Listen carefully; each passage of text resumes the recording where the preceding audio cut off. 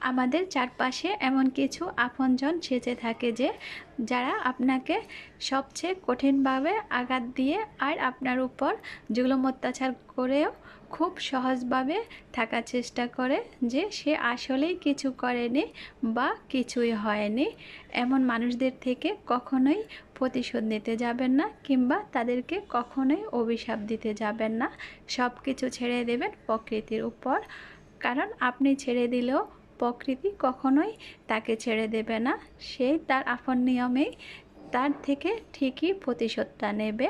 আসসালামু আলাইকুম viewers, easy kitchen হান্টের আজকের আয়োজনে আপনাদেরকে শেয়ার করছি শরতের নির্মল আকাশের ওই রক্তিম বর্ণটা।